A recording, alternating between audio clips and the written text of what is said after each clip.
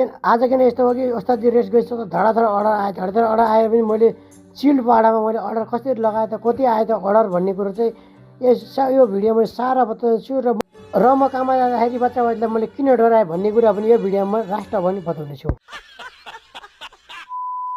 So एकाइको back to mini ब्लगमा तपाईँलाई सबलाई स्वागत छ। आज म जाँदै बाटामा चाहिँ एउटा साथी मिनी भाइहरूले मलाई चिनाछन्।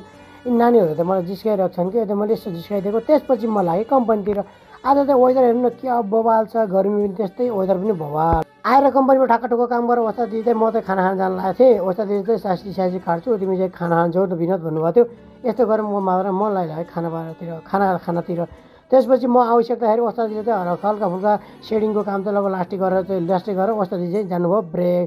म चाहिँ बसिरहेको थिएँ। ब्रेक जानुभन्दा पहिला नै ओस्तादीले भन्नुभयो अर्डर अझै ख्याल गर्नु भन्नुभयो। अर्डर चाहिँ आएँ, भर्खर पढेँ, केही न केही 6-7 अर्डर एकैचोटि आइदिए।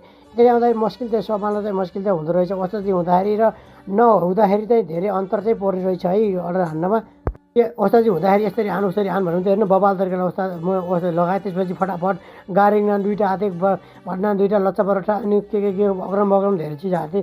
धेरै आएपछि पनि मैले लगाएँ फटाफटी चाहिँ लगाएर मैले अर्डर चाहिँ भइसकेपछि ओस्तादी चाहिँ आउनुभएको थियो। ओस्तादी चाहिँ साइडमा बस्नु भएको थियो। एउटा दाइले चाहिँ निम्बु काटिराख्नु भयो। त्यसपछि हाम्रो लास्टमा भइरहेको थियो 9:30 भइरहेको थियो। साथीहरू चाहिँ रोटीसोटी खानलाई आइसकेका थिएँ।